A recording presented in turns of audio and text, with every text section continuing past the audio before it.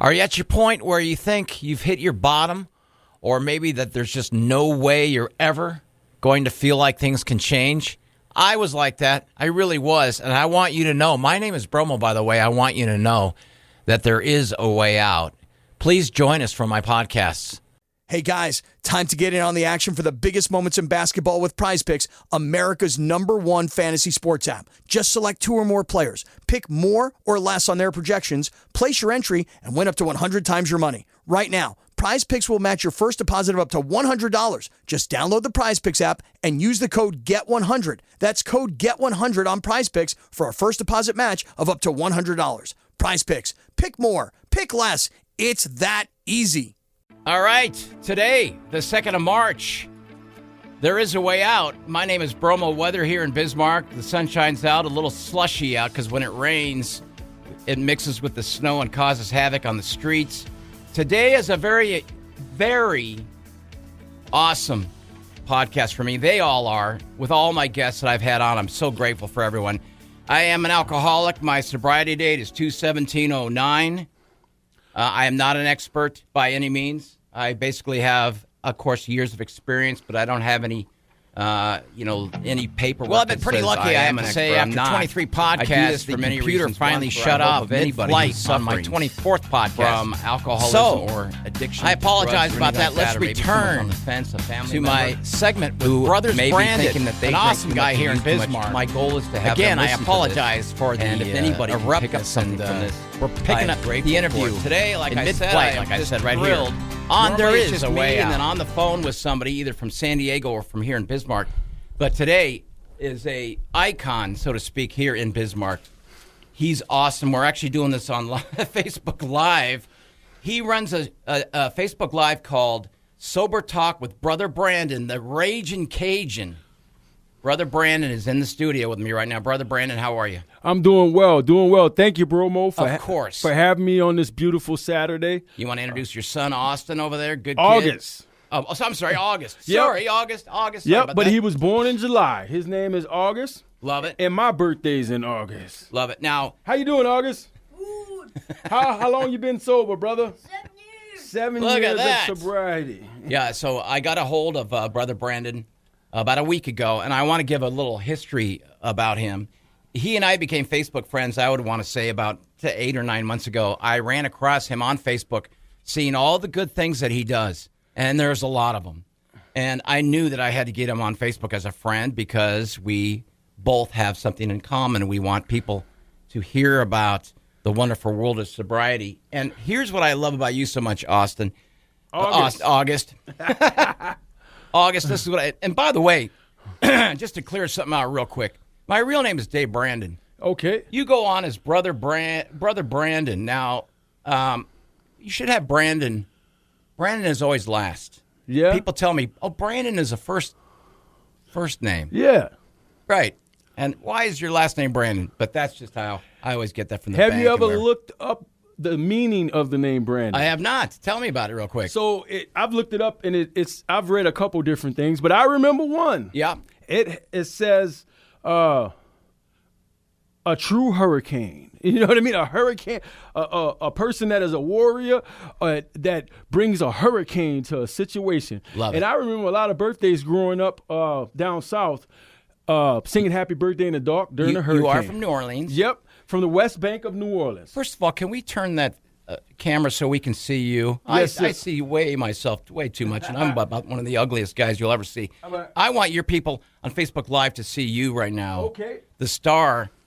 And what I was saying earlier was, what he does is, and this is something that I count on, he sends us a remarkable little saying, a quote, a spiritual thing, a uplifting thing every morning through my Facebook. Yep. Through my messenger. Am I a big part of a big link that you send out those all to? Well, I'll tell you a story. Yeah.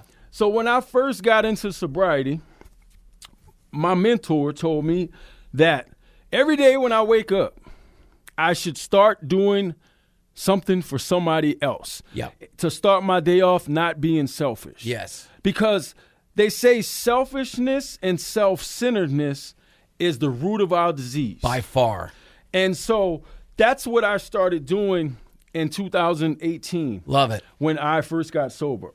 And congratulations. What's your sobriety date again? My sobriety date is February 12th, 2018. You just had a birthday. Congratulations. I just had a birthday in February. I made 6 years. Congratulations. No drugs, no alcohol, no cigarettes. Isn't that the greatest day of the year by far? It is. I mean, it's. I have way more fun being sober and clean than I ever did in my non-sober days. So continue. You send these out to everybody. And one by one. That's what someone told you. That's the best thing you could possibly do for anybody. Right, and not specifically do that. Right. He said just in general. It could be helping an old lady with her groceries or taking someone's garbage out or, just anything. And I started off with 5 people, and now I probably send it out to about 350 every day. God, that's great. So you've been in Bismarck how long? I've been here since the end of 2015, beginning of 2016. And what was your choice? Drugs, drinking, everything? You had told me? Everything. I wanted to tingle. I wanted to be up, down, all around. I had so many problems that it took a lot of drugs and a lot of alcohol to keep me sane to be able to get through a day. Do you remember when you first started using or drinking, the feeling that you had? Was it something that you had to have, or was it something you liked doing? Well, it was something that was fun. Yeah. You know what I mean? Yeah. I grew up, in my younger years, I grew up in a town called Jean Lafitte, named after the pirate Jean Lafitte. Nice. And it's south of New Orleans. Okay. Swamp town. Everybody's a fisherman. They catch shrimp, seafood for a living. And then I moved to the city, back to the city at about age 12 or 13. And I started smoking weed every day, and it kept me calm through all the nonsense that I would encounter. That was part of your lifestyle. Yep, and we grew up into a party. You know what I mean? Mardi Gras. People save up their money for 3 years to go down there and go to jail for peeing in public and get robbed. You know what I mean? Isn't that right? And so, And so that's just how it was, And I remember my first starting off in my drug and drinking career that I would wake up laughing. I would wake up after passing out laughing, be in a hotel suite, be with somebody else's wife, have somebody else's luxury car. It was always some kind of fun adventure. Right. But at the end of my drinking and drugging career, I would wake up crying. You know what I mean? Yeah, my darkest days, I would wake up crying. And that's the change of it. You know what I mean? All of our stories start off different, Yeah, here's the thing. Having only known you now for about a half hour, I can tell what kind of person you were back then, and even more so now. You seem like a mellow guy. Nothing can really rattle your chain. Not a violent guy or anything like that. Okay. I can see you laughing when you wake up after drinking or smoking or whatever. Right. Because you are enjoying life, correct? Right. That's part of you. That's part of who you are. Correct. When did you start seeing that things were going a little out of control? I would say not to my military days. And thank you for your service. Tell everybody when you entered the military. So I joined the military when I was 17 years old, straight out of high school. I didn't have no intentions of joining the military. This Asian girl that I was dating at the time, she convinced me to join the military. And I left about a month after my senior year from graduating, and my first time flying on a plane. Nice. So that was year 2000. And how old are you? Right now, I'm 41. Okay. You look good. Thank you. I appreciate it. Totally do. I was just looking at man, I graduated high school 24 years ago. Yeah. I know. Class of 2000, John Ehret High School in the West Bank of New Orleans. We had a lot of great football players come from there. Oh, sure. Reggie Wayne from the Indianapolis Colts. Cordell Stewart used to play for Pittsburgh. Was it Marshall Faulk out there? No, maybe not. Maybe I'm wrong on that. There was somebody from that played for San Diego or somewhere like that. Right. Well, we have a lot of other players now that are currently in the league as well. Okay. But, a lot of great sports, but a lot of drugs and a lot of alcohol and a lot of partying. And you saw a lot of that. I saw a lot of it. That was in your world, right? Yep. I come from a single mom home. My mom had me, she was 16, and she went on her own and raised me the best she could by herself. Never met my father. Just recently in sobriety, 2 years ago, I was able to go back to New Orleans and meet all the half of my family that I never knew, his side, and I went to his grave and read him a letter. Oh, wow. You know, thanks to sobriety, if I wasn't sober, I would never ever be able to do that. And how emotional was that? I cried. You know, it Yeah. was great. You know, Did you feel kind of a weight that was being off your shoulders when you were delivering that reading that? Yes. Yes. And for your own soul, you felt more complete. This is what's. Yeah. I'm just saying that because this is what sobriety does. Right. I felt like I got to meet a side of me that I never knew. Wow. And that I always in the back of my mind wanted to go do, but I never went through with it. And you did. Yes. When you were in drinking and using, what was probably the most frequent thing that you did? You just did it all? Yeah, so in my younger years, I couldn't drink. I really didn't drink that much. I just tried to stay cool. I remember drinking like a Bud Ice and then throwing it up back in the bottle and when nobody can look at me. Yeah. But I always smoked weed, and I started taking pills at a young age. Oh. So I started taking. Did the pills kind of calm you? Yeah. Did the pills make you hyper? What was your effect? Why did you start taking pills? Was that just something you wanted to mask with pot? Because we had tons of them. Oh, got it. I mean, in New Orleans, before the epidemic really even hit the rest of the world, yeah, we had pill mills.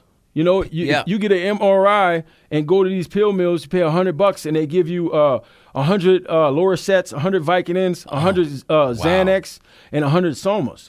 You know, and if you hit 10 of them a day, yeah, man, I go to people's houses, they had gallons and garbage bags full of pills. You know, so we just started taking them, you know, because I like to feel the tingle. Sure. You know, and you like to feel in control, but not out of control, because when we're drinking and using, and on those fun days, right, we got it handled, correct? Yep. And then at age 15, I started taking ecstasy. Oh, boy. Ecstasy, acid, LSD, and that brought me into a whole nother dimension. Like how? Like tripping? Yeah, seeing things. They say, I think after you take acid or LSD 5 or 10 times, you're legally considered crazy. And so I remember selling ecstasy. We started going to these big raves on Canal Street at the State Palace Theater in New Orleans. Right. And it was like a whole nother world. You know what I mean? But it was so many people there and so open to do whatever you wanted to do, sure, that we could sell a lot of pills there. And so we would go there, do that, and then we would take a bunch of pills and take a bunch of gel tabs or drops of acid, and then we would start feeling good but seeing stuff at the same time. I've only done it once, and somebody gave me a pill. Okay. And I took it, and I was stocked with beer, and I was at home. I knew I wasn't going anywhere. And he calls me about 10 minutes in. He says, "You take that pill?" I go, "Yeah, man, you just gave it." "Oh, dude." I said, "What?" I meant to only give you half of it. Mm-hmm. I meant to tell you to only take half. Of what? It was so what was strong. It? Ecstasy. Yeah. The one and only time I took it. And, man, was I seeing things. I was watching a football game, and the players' uniforms were all warbly, like they were coming through the screen. So let me ask you this. When you were doing that, do you ever have any flashbacks now, you think? I can remember all the stuff I saw. But they say sometimes that if you take LSD and stuff like that, you'll have a flashback once in a while still in your lifetime. I don't know. No, I can remember the stuff that I saw, though. Like during the days when I was tripping. Yeah. Yeah, I remember. Like now, I have a photographic memory. Yeah. I can't remember names for nothing. Isn't that something? But I remember a face from 30 years ago, you know? Yeah. I remember stuff when I was like 2 years old. I asked my mom, I said, "Remember this situation happened?" I could see it vividly. And I said, "How old was I when that happened?" She said 2. So I can remember, I just can't remember names. Is your mom still around? Sorry if you don't mind me asking. Okay, perfect. Okay. Yep. You ever miss drinking or using? No. And here's why I asked that, because I have that asked all the time. And it's a legitimate question by people that you and I will call normies. Mm-hmm. Somebody who's not addicted to anything of what we are. Right. And they'll say, "Do you ever miss it?" And it's a legitimate question. I'm not insulted by it. Right. Do you ever think about it? And I go, I'd be a liar if I wouldn't tell you that I think about an ice cold beer now and then. So I have a few different things I can say on that topic. Yeah, go ahead. So one, I speak a lot. Just yesterday. And you're very good at it. was it yesterday? A Thursday morning, I went into the local North Dakota Maximum State Men's Prison here in Bismarck. You did? And I've been going there frequently, and I went speak to a group of guys that's graduating from a program inside of there. Inside, okay. And this is fascinating. And so, two things. One, all us addicts and alcoholics, we have a built-in forgetter. We can go through the ringer, and then a week later, we forget about what we just went through, and back at the bar. Yeah, well, You know what I mean? Yeah, I do know what you mean. So, I don't want to ever forget what I've been through, to the pain of the last days, my darkest days that I went through. I never want to feel that pain again, and I never want to forget it. I think it's a protective vice. And I'll tell you why. And I don't mean to interrupt, and I do this a lot. I apologize to your audience. And, of course, my audience is used to it. And we'll get back to what you're saying. I believe, there's my awful, we're doing this Facebook Live, everybody who's listening to this on my podcast. This is awesome. I believe when you have a dream, that's a good thing. Mm-hmm. I've had other people say, normies tell me, wouldn't you be alarmed by that? Not at all. That's my mind keeping me fresh. Mm-hmm. And it's crystal clear of what I went through in my days. Now, when you're talking to these people in the maximum prison, you said, this is something I've always wanted to do. When we're done here, I want to get information to see if I can do this. Are you scared going in? Or are you full of confidence because you want to deliver the message of sobriety? So I think the best part of it is they let me in and they let me out the same day. Wow. Have you ever been to jail? I haven't been to that prison. Yeah, right. But I've been to the county jail across the street. Okay. Multiple times. Okay, I've never been. And I've been to military jail as well. Is that right? Yep. Wow. So you go in there and you see these people of all ages probably, and they're looking at you and you're not scared. You have a gift you're delivering. Correct. When they look at you, how long do you speak for? Usually we plan for like 45 an hour, and usually I speak for like 2 hours. You know what I mean? Because they probably, after they get to know you and your persona and your personality, because you're a very likable guy right from the start. Mm-hmm. And so I'm sure people are drawn to you and they ask you a billion questions. Right. So anytime before I speak, because every time I have a little bit of fear and nervousness inside of me before I go speak somewhere. Of course. And so this is what I say before I walked in here today. Yeah. I say, after you, God.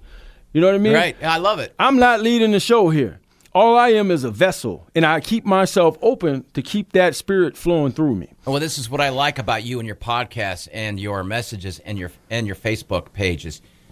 Some people think, and I've had this told to me through years and years and years in the program, I've been pretty lucky, I have to say. After 23 podcasts, the computer finally shut off mid-flight on my 24th podcast. So, I apologize about that. Let's return to my segment with Brothers Brandon, an awesome guy here in Bismarck. Again, I apologize for the abruptness, and we're picking up the interview in mid-flight, like I said, right here on There Is a Way Out. We start working at the gas plant. We get an apartment in Glen Ullin, big old Glen Ullin, God's country. Yeah. And so we working every day. Then we finally get a day off, like a Sunday or something. Yeah. And I'm like, man, we need to find a city, some civilization or something. Sure. So we come to big old Bismarck. And we do like most people do. We go find a Chinese buffet. We get some food. Right. And then we start hitting the local bars and club. Yeah. So I always like to say this. I got lucky at Lucky's Bar and booty at Bucks, and I got a girl pregnant. Right, you know what I mean? right. Yep. And I did like all smart whippersnappers would do. I moved in with her and all her 5 kids in the back of the trailer park in Mandan. Right. You know what I mean? Sure. Another toxic relationship. Yeah. So that didn't work out. And so I started walking to the local bars. Yeah. Fine establishments. Yeah. And I started drinking. And then 30 minutes after drinking, Brother Brandon wants drugs. You know what I mean? And so I start talking to people, meeting people in the bar, fair weather friends. And I said, man, y'all ain't got no cocaine? Y'all don't have no ecstasy?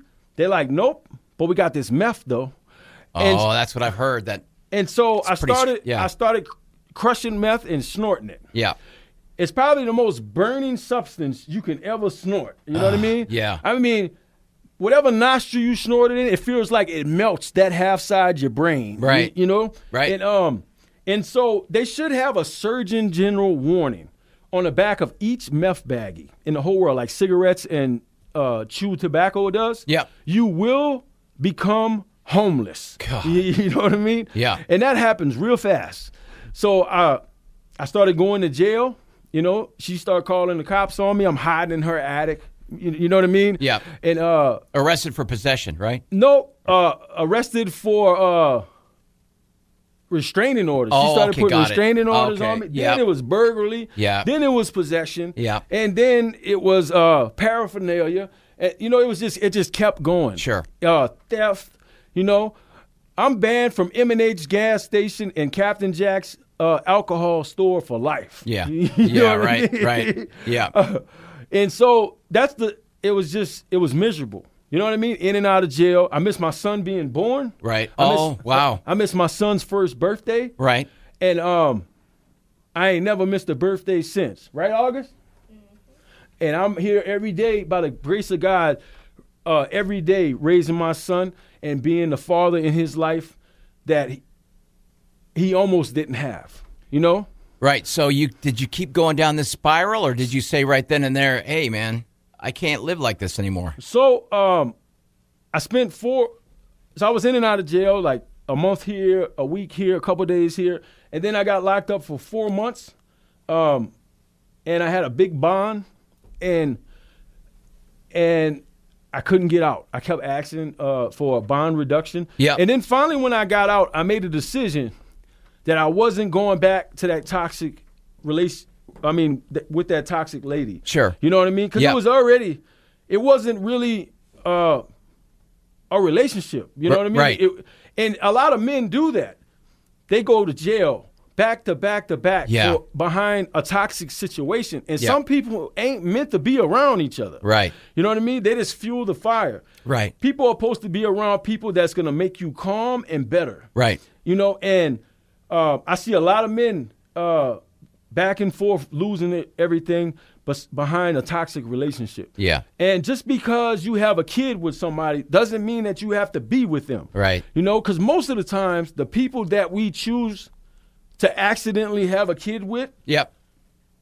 we don't even know them. Yeah. It's somebody you met at a bar. You know what I mean? When you was drunk. Right. Sinning already.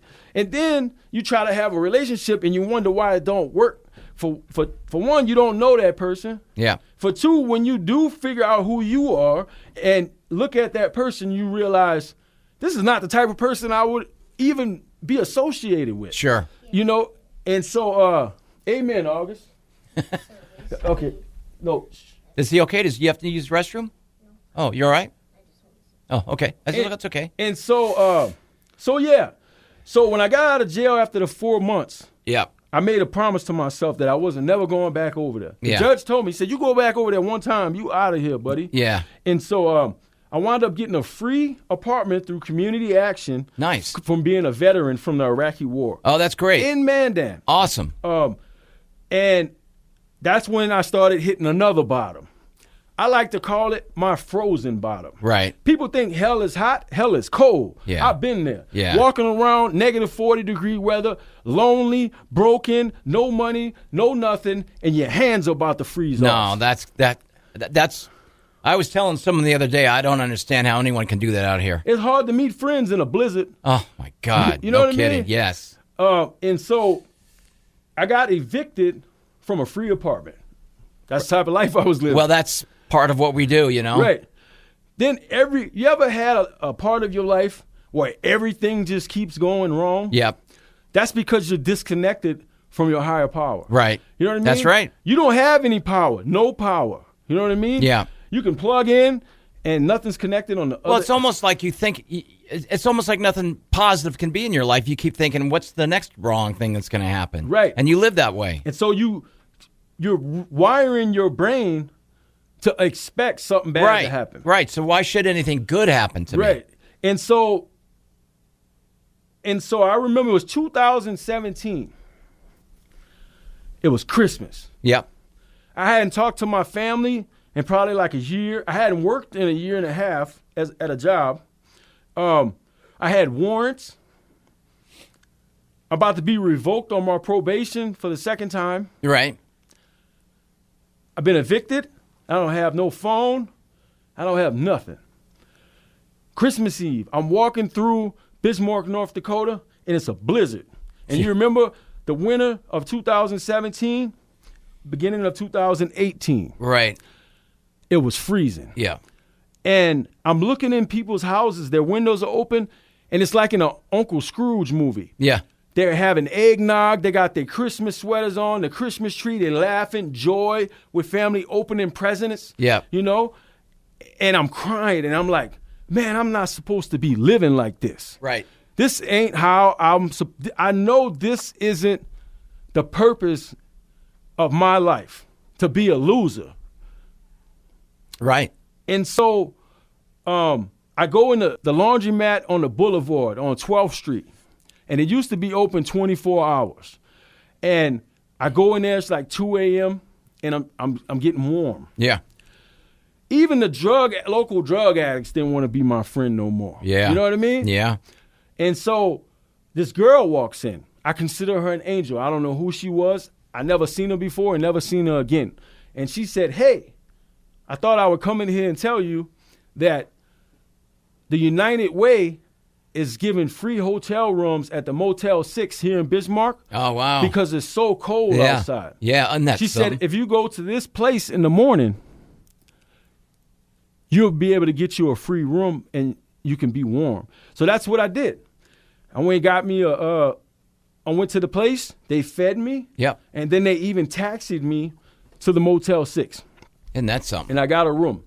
So I lived there probably for like 2 months or something.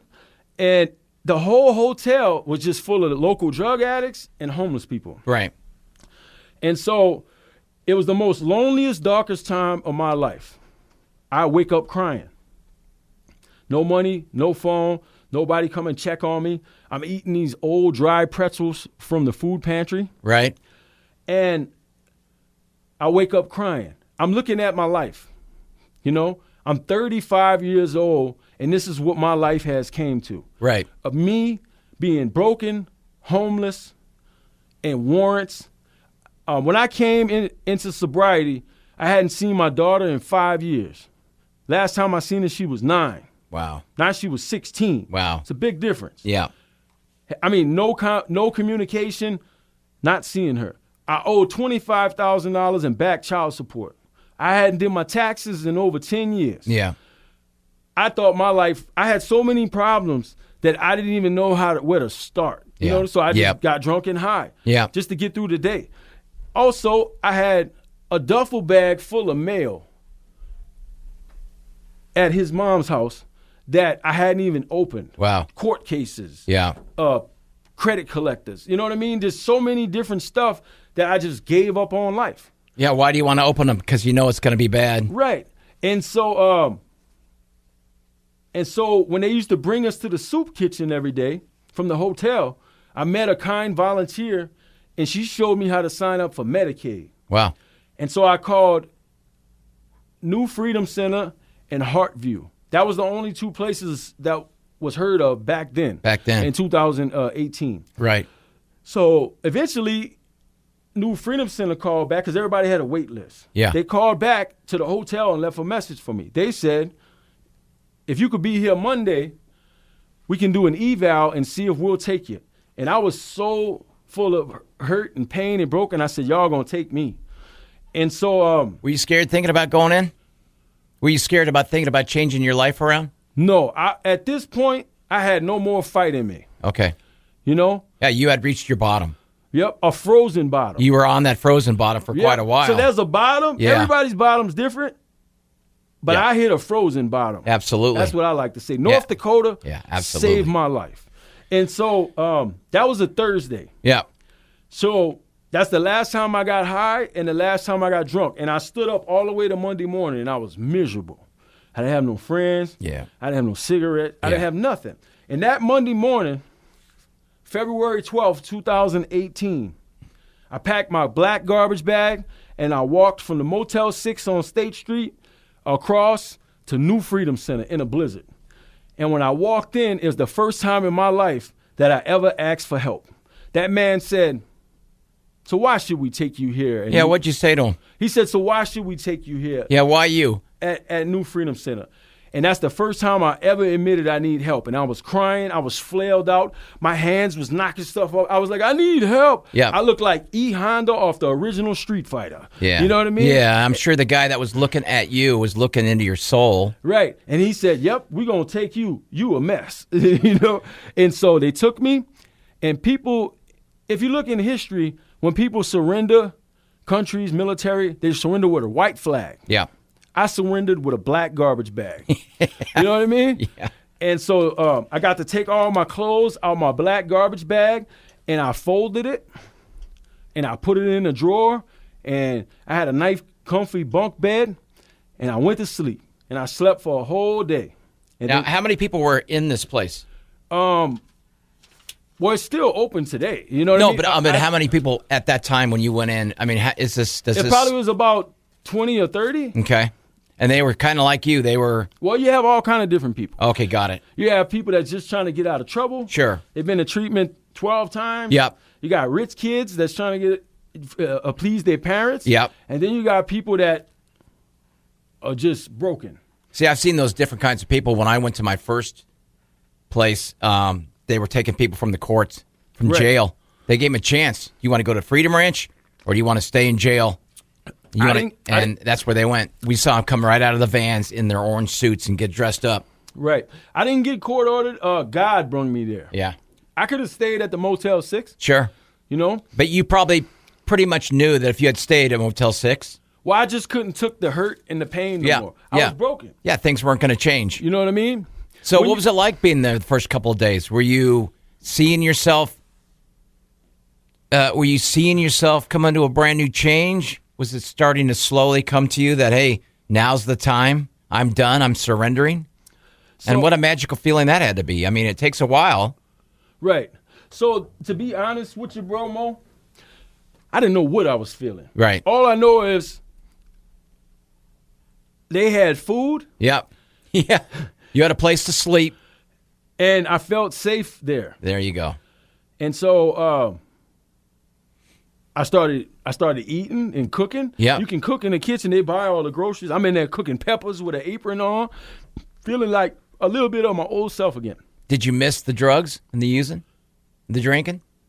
No, I didn't even think about it. All I thought about was I don't want to feel that pain that I felt across the street. Isn't that something? You know what I mean? Right. So while I was in New Freedom Center, shout out to New Freedom Center and Tied for Second Sober Living, I found out about my counselor told me, he said, "You leaving here in 2 weeks, bud. This is not a homeless shelter.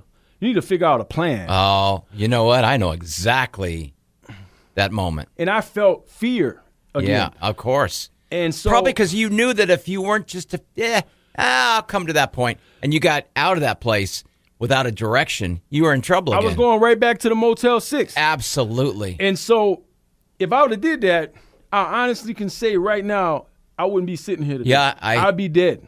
Yeah. And so I found out about. One more time, shout out to those people that pulled you in, the first place you were in, both of those groups. Yeah. Shout out to them. Shout out to New Freedom Center and Hope Manor. I love you guys. Forever grateful. Thanks for helping me, for saving my life. Saving your life. So- and just think about how many people's lives and things they've saved. But go ahead.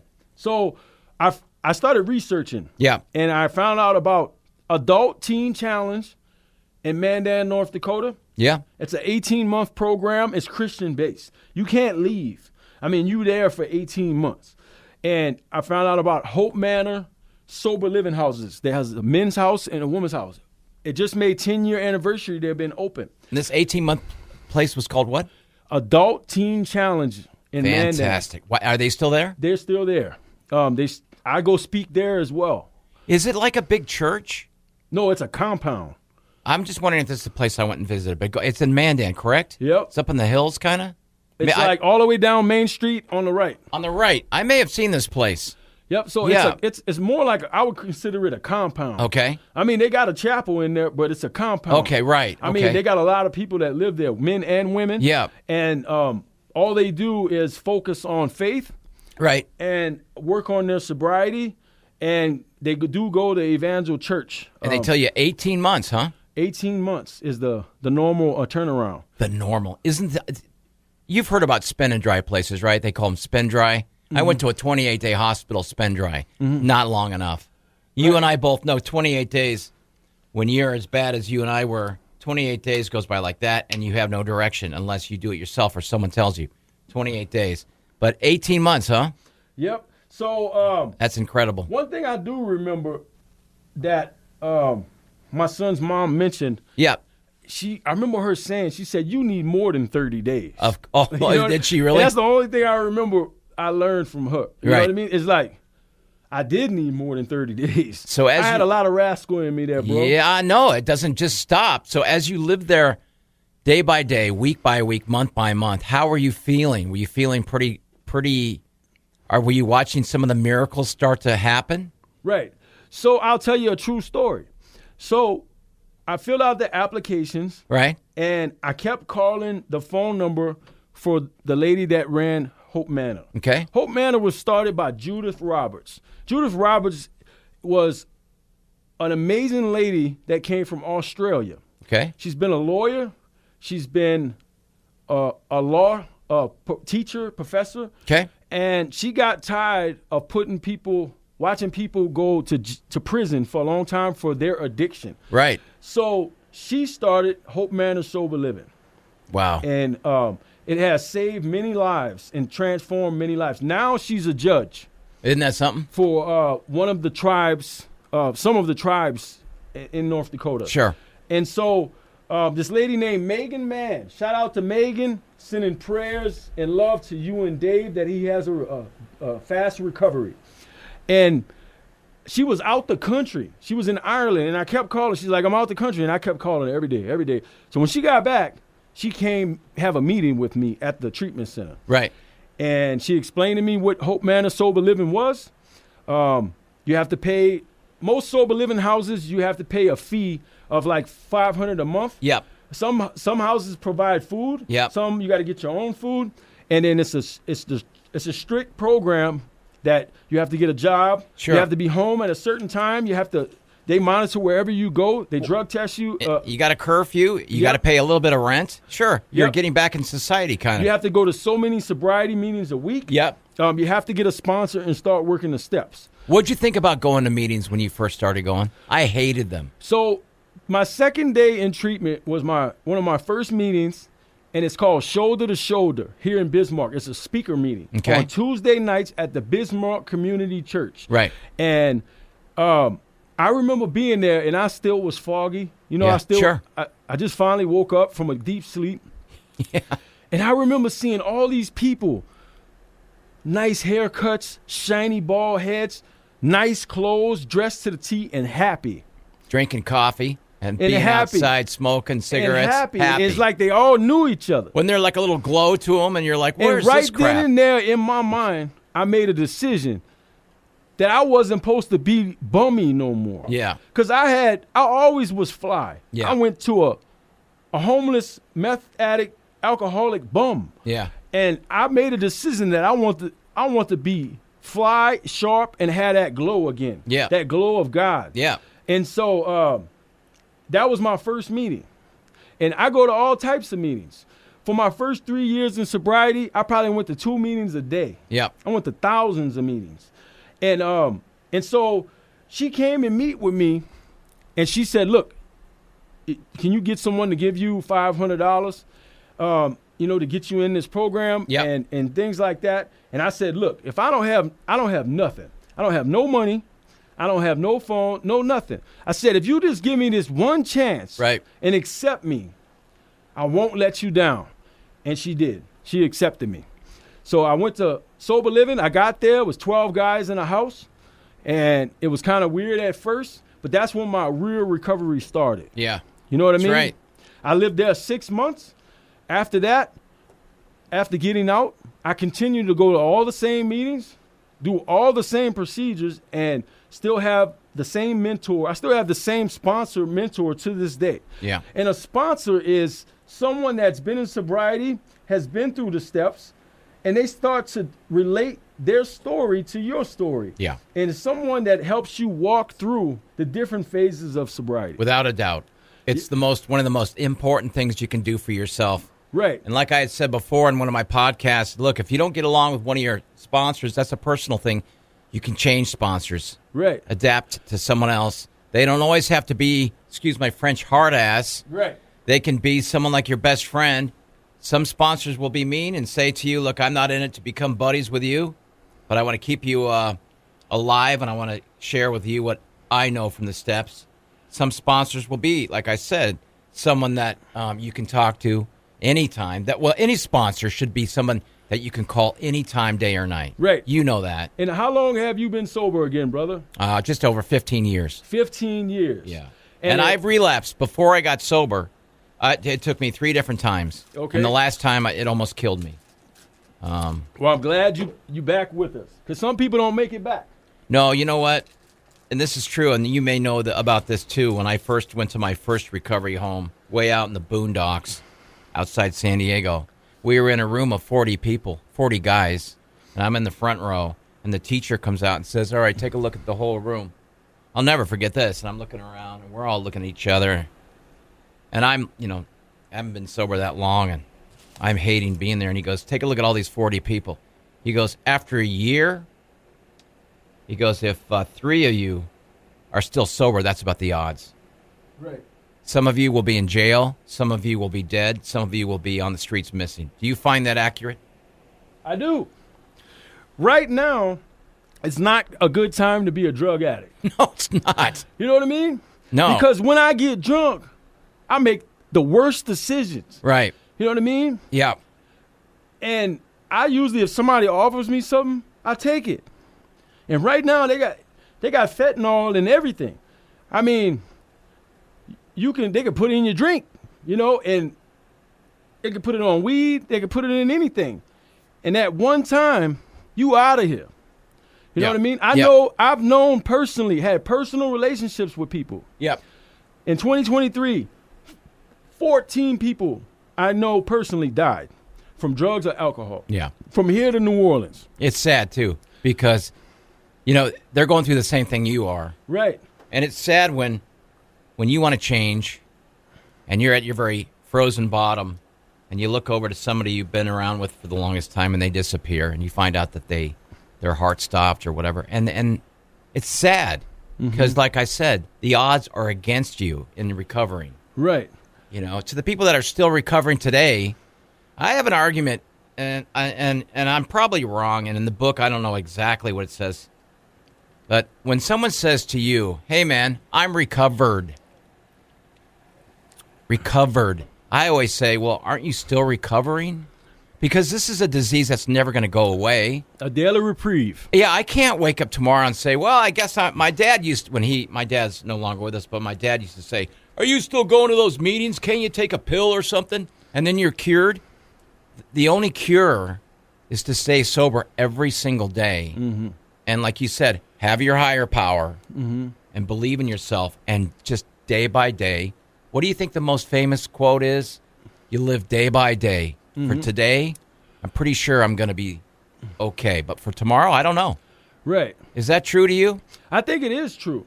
So, like you were saying earlier about... Oh, good. I hate looking at myself on you. Is your Facebook Live still going? Yeah. Oh, kudos to all those people that watch you. I guarantee you, by Monday morning, we'll have over 1,000 views. Well, and we're going to talk about that in a second. But what were you going to say about what I just said? So, kind of what you were saying earlier about people that are normies. Yeah. So, in the business world, now I meet a lot of people. I have relationships. I'm part of a lot of things. And some people are able to be successful in life and go eat at a fine restaurant, eat some steak, and drink a half a glass of wine. Yeah. And so I always get this same thing, and they whisper it to me. Yeah. They say, does this offend you if I drink? Oh, You yeah. know? And I'm like, nah. And they like, you really don't drink? And I'm like, no. They was like, why you don't drink? Yeah. And this is what I tell them every time, It's bro. fascinating. Yeah, go ahead. I said, have you ever woke up butt naked somewhere, don't know where you're at, you don't know where your clothes is at? Have you ever woke up? Yeah. You don't know where your wallet's at? Yeah. You wake up, you don't know where your car's at? Yeah. And they said, that happens to you when you drink? I said, no. That's what's going to happen to you when I drink. Yeah. You know what? It's funny. I'm glad you asked me that. I've had that happen every once in a while when we're at a function and the drinks are going around and someone says to me, you don't drink, huh? Am I okay to drink around you? I said, absolutely. You sure this isn't going to bother you? I said, not at all. You just can't you just like have a fake beer? Mm-hmm. And I go, I can't even have a fake beer. And I'll tell you why. Fake beer is too close to the real thing. Yeah, I don't even play with it like that. I don't smoke pot. Right. Because there are some people who say, if you're an alcoholic, well, I still groove on pot. I don't alter my senses at all, and my senses aren't that great anyway. I do know this. If I stay 100% sober, that's 100% sober. I do tell people this. Look, if I were to have a beer right now with you and half a beer, I guarantee you maybe later on tonight or tomorrow I'll have 3 more, and then it's on. You won't see me again. I'll start calling in sick, and my blood pressure would probably kill me. I don't have another relapse in me. Right. And when I tell them that, they understand. It's the people that say to you, you just can't, you don't like to, you can't, they're fascinated by it, I think, because they are a normie, and there's nothing wrong with that. Right. And I look at it like this. I have used all my rights up to use drugs, alcohol on this earth. I have used enough drugs and enough alcohol for 100 men. You know what I mean? Yeah. And too. I know that. You know, too. I have put that into my mind, Right. that I can never safely use drugs or alcohol again. Right. It will not be good for the community. Well, but has anyone ever said to you, dude, you know you can't drink again ever in your lifetime? My sister told me that years ago. Right. And when she told me that years ago, 15, 16 years ago, before I stopped, it pissed me off. Right. Because Look, we're rebels. Yeah. Two of the number one things that all alcoholics and drug addicts have in common. One, grandiosity in their mind. We make things bigger than it is. Yeah. And defiance. Yeah. Anything you tell me I can't do, I'm going to do it. But don't you think there's too much pressure when someone says to you at the very beginning of your recovery, hey, you know you can never drink again in your lifetime, right? Right.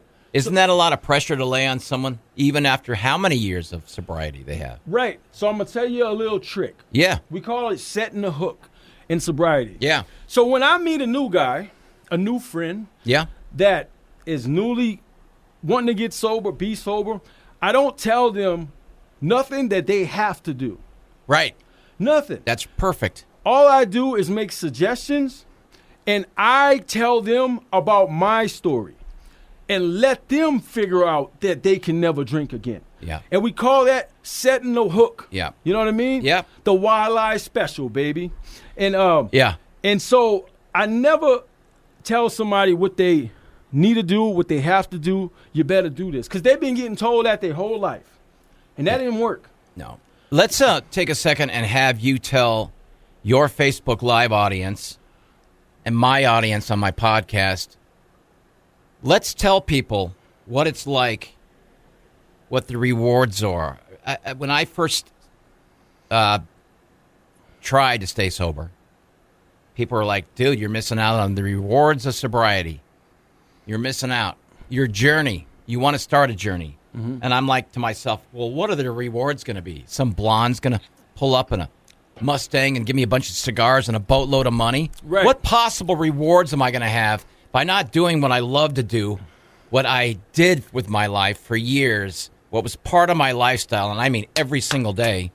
What rewards? And then it came to me, my rewards. Let's hear some of the rewards that have come your way, and I'm looking at one of them. Okay. And I'm looking at a 7-year-old, polite young man who's over there who's proud as you know what about his father, who's out in Bismarck spreading the message of sobriety Let me hear some of your rewards that you found. And I want my audience to hear this because I'm telling you, every journey's different. And you're going to love it if you just stay sober and do the right thing. Let's hear your rewards. Right. So you could call them rewards, but we like to call them the promises. Right? And blessings. And blessings, of course. So at first, you're not going to see any rewards. No, you're not. No shiny things. You know what I mean? No. It's going to be hard at first. Yeah. How hard? Tell me how. It's going to, because you're going against all your natural instincts that the little disease, the little voice in your head is telling you. Yep. You know what I mean? Yep, I do. You got a little voice in your head that lies to you in your own voice. So it's very tricky. I say when you first get sober, don't believe nothing that you're thinking. You know what I mean? Yep. Believe what you're seeing. You know, what you're seeing. And it's going to be hard at first because you're going to get a job. Well, first you're going to sober up and you're going to have to start facing all the stuff you've been getting drunk and high to not think about. Oh, yeah. So it's going to get real hectic at first. Yeah. You're going to have court cases. You're going to have a whole bunch of people you owe money to. You're still not going to have a phone most of the time. And then when you do get a job or some kind of employment or, money take in, yep, everybody's going to want their money. So the first job I got, apologies. This is part of the steps. Right. They're going to want. I got a job at first, and it was a $10 an hour job. Yeah. And I worked 2 weeks, and my check would be like $80. You know what I mean? Because Yeah, everybody wanted their take out of my check for the money that I owed. I'm like, y'all not even letting me get to the point where I'm ready to give y'all money, Yeah. And so, so the first thing you'll probably get is some new friends. And you might not like them at first because they're all happy. Then you'll probably get a phone. You know what I mean? Yeah. And the phone, we like to call that the relapse machine. Yeah. Because if you still have the same friends on your social media that you had before, there's a high probability that in the first couple months of sobriety, you're going to go right back out when you're having a bad day. Oh, yeah. They're going to be there. And you're going to hit them up or they're going to hit you up. And you're going to be like, this is heaven sent. It's not heaven sent. It's evil sent. Well, the temptations are just too much. Right. Then you're going to start working on getting your license. Because most alcoholics and addicts, when they get sober, they got to get an SR-22, and their license is suspended. Yeah. Either from not having insurance, from DUIs, Yep. or whatever. Yeah. And so you'll start working on that. Then blessings will start. My blessings started at about 6 months sober. My rewards or the promises. Yeah. So at 6 months sober, someone seen how good that I was doing in my life and trying, and they gave me a truck. Yeah. And so that was a blessing because I was riding bicycle everywhere. Yeah. You know what I mean? Yep, I do. And it's because I had to, and I was fine with it. Yeah. And so for 18 months of sobriety, I wasn't able to really see my son. But I was volunteering. I was going to meetings. I didn't have any time where I was just hanging out. It was from point A to point B. I lived inside of recovery and I visited the world. And at 18 months sober, after all these Sundays of getting people to pray on me at Evangel Church, the week I made 18 months sober, my son's mom called, said, I'm in some troubles. Police are here. I need you to come get your son. Yeah. I was running red lights the whole way. Yeah. And so ever since then, I've been having my son. And I bring him everywhere with me. Yeah. I don't want him to grow up having a parent that did drugs or alcohol or have him in those type of environments. Yep. He rolls with me everywhere I go. Say, what's up, August? What's up? How long you been sober, brother? Love it. And why can't you use drugs or alcohol? So, if you do that and you're in the military, you can't fly a plane. Yep. Yep. So if you use drugs or alcohol, you can't be a pilot. You want to keep that. See? You know what I mean? There you go. And so I didn't have nobody to tell me that. Yeah. You know what I mean? Yeah. And so I got my son back. All my court cases have been over with. No probations, nothing. I quit smoking cigarettes. that I don't know how that left my body. I'm so thankful every day for that. Yeah. I mean, whatever they put in cigarettes is stronger than crack. Yeah, I smoke cigars still. You know It's what my I mean? only vice. Yeah. I quit smoking cigarettes. I made amends with my family. Yep. When my mom got married to my stepfather now, I wasn't even invited to their wedding. Yeah, see, I these was are... living a life of chaos. You know what I mean? Yeah. And so I made amends. Me and my family have great relationships. I made amends to pretty much everybody that I could that was around me. I was able to pay off all my child support. Right. Get my taxes done. I pay them a car note a month. The IRS. I was able to make amends to my daughter Yep. and bring my daughter here, fly her here to meet her brother. And my mom flew up here and she got to see both her grandkids at the same time. Awesome. And that was a gift of something that I always wanted to do. People trust me now. People trust me now. You know what I mean? Yep. I mean, I got keys to so much stuff. You know when your life's getting better? When your keychain has got a whole bunch of keys on it. Yeah, isn't that something? You know what I mean? And it feels good to be able to be trusted. Yeah. You know, because I used to steal. I even stopped stealing from Walmart. You know what I mean? I was one of them guys that even if I had money, I'd go in there and eat a Snickers and not pay for it. You know what I mean? Yeah. And not saying that I'm perfect, but that's how my life has changed. I'm able to help people for free. I never did anything for free before. And that's the Bromo. greatest high around, isn't it? Yeah. Helping people. Yep. And you probably have an estimate. You probably have a figure how many people you help out every week with your Facebook Lives. I don't really think But about you really have no clue how many people will pass that on or behind your back talk to someone and say, you're having some trouble, you should watch this Facebook Right. Live. You should watch Brother Brandon in action. it. Right. You know, what you do in our city is tremendous. And I thank you for being part of my world. Well, I thank you for having me part of your world. Because it's something that I've found that's a great tool in my daily life to get a message from you.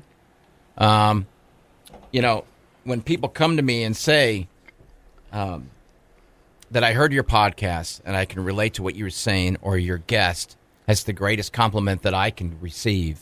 Right. Because I remember in my dark place that I knew I was in trouble, but I didn't want to stop until my blood pressure said, you better stop or you'll be 6 feet down under, whatever. Right. And so I loved hearing your story. It's inspirational. It's what everybody needs to know when they're starting out in recovery. It's what anybody who's in recovery now, you could be 30 years, and you know this. I used to have people tell me, hey, I learned something from you today. And I'm like, you're 28 years sober, and I'm 1 year sober. How did you learn something from me? Everybody learns something from everybody. Right. This is part of our group. This is part of what we offer each other by staying sober. Remain teachable. Yeah. And also, it's like I said, we healing broken men, Bromo. Yep. And women. You know what I mean? Yep. In America, we're taught graduate from high school and get out there and make some of yourself. Yep. We'll see you later. You know Yeah, what I mean? right. That's how I was. Right. You know, some people have parents that stay in their life. Yep. Anybody out there with kids and that you're sober now and you're raising kids, I salute you. But stay in their lives. Yeah. Even if they don't want you in their life. Yeah. Stay in your children's life. This is not a one and done, graduate high school and now it's over with. It takes a whole tribe, many years to raise a person the right way. You know what I mean? Yeah, I it's do. It's when you send them out there alone that they get lost. Can people reach out to you and ask to be your friend on Yes. Facebook? So you can go to my show page, Sober Talk with Brother Brandon, the Raging Cajun. That's on Facebook. That's on Facebook, and you can message me on Say that again. What's the title? Sober Talk with Brothers Brandon. Let me show the gifts that Yeah. I cherish so much that he brought Yeah, in. we got the new cups. Shout out to Acosta. Creative Designs by Acosta. I mean, like, look how beautiful this is. Yep. I mean, these, Yep. what do you call them? Monetary gifts or whatever. But Yeah, that's some of my sponsors. I mean, the only gifts I have for you, I guess I don't really have any for you. Well, the gift is that you're sober, brother, and we have created a friendship. Of course. I don't need material things to be a gift. The gift is being able to come to be here with you today and be a part of your podcast and 96.5 The Walleye. Well, So, I thank you. what's your podcast again? There is a way out. There is, and how can people find it to watch it? Well, funny that you said, and I'm going to tell my audience this. We're going to have a two-parter today. Okay. You watched me struggle with the computer, didn't you? I have. The computer shut down at one point. Right. I didn't break stride. So we're well, we're doing Facebook Live, and I didn't, Yeah. God, I'm not a good-looking guy. Man, any single ladies out there, Oh. this man right here needs a friend. I have 2 cats, and And he's got cats. People love cats. and this is not a wedding ring. I've had people say to me, Right. not a lot, "Are you married?" This is a sobriety ring. It won't fit on this finger because I broke this finger years ago. Yeah. Actually, I know what. I got my first tattoo Yeah. about a year and a half ago, which I was thrilled. And it's my only tattoo. Do you have any? I'm sure you do. I do have a lot of tattoos, but I'll show you mine. Yeah, love it. It kind of relates with yours. Yeah. You know what I mean? Oh, that's awesome. Look at that. Yep. You see, I was kind of torn on this. So and I can get somebody to touch that up for you. Well, I went down a Benevolent down the street here in Mandan, but I did this as an idea to myself to always wake up. And I know it's right here and I wake up. But that's a gift that I gave to myself. It's Right. actually this right here that he did. Right. And I look at that, and, of course, you have the usual skeptical people. Oh, you better not relapse. You'll have to change that. Got it. I just wanted to keep telling you that our podcast today will be a 2-parter because at one point the computer stopped. Okay. So I'm going to chop it up. Sounds good. So it's going to be like a 20-minute part first and a 40-minute part second. I want to thank you. Yes, sir. Tell people how they can watch your podcast. Oh, again, yeah, it's called There Is a Way Out. And what does it air on? All the platforms? Yeah, it's on all of the platforms. You can go on demand. And I appreciate that. You can go on 96.5 the Walleye app or webpage. Just look up on demand. You'll see There Is a Way Out. It's really been an honor. I so appreciate you coming in. Yep. Well, I appreciate you having me, brother. And are you on the regular 96.5? Oh, yeah. Walleye Yeah, on you a can daily listen to me basis? 9 a.m. till 2 Monday through Friday. Okay. Give me a shout out, brother. Oh, I definitely will. Yep. When we get off the air here, I'll tell you when and where. I'm going to close this out right now. Listen, for all of you Okay. who have been listening to this, this has been the greatest we had podcast that I've ever had. 96. For all of you who think you may have a 0.5, problem, The Walleye. again, with my there man- is a way out. Just reach out and get a hold of, and give us a shout out real quick. Your Facebook Live. It's Sober Talk with Brother Brandon, the Raging Cajun. It's on Facebook.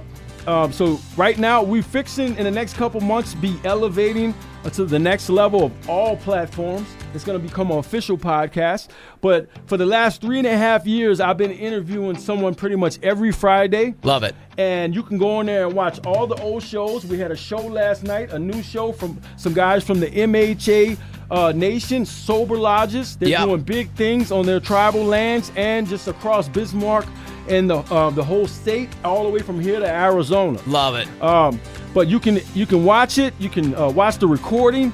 But Sober Talk with Brother Brandon, the Raging Cajun on Facebook. You can message the page, and I can reach out to you. We have resources, and there you go. And we love you, baby. All right. Thank you, Ben. Thank you again. And thank to everybody who listens to this. There is a way out. Hey guys, time to get in on the action for the biggest moments in basketball with Prize Picks, America's #1 fantasy sports app. Just select 2 or more players, pick more or less on their projections, place your entry, and win up to 100 times your money. Right now, Prize Picks will match your first deposit of up to $100. Just download the Prize Picks app and use the code GET100. That's code GET100 on Prize Picks for a first deposit match of up to $100. Prize Picks. Pick more. Pick less. It's that easy.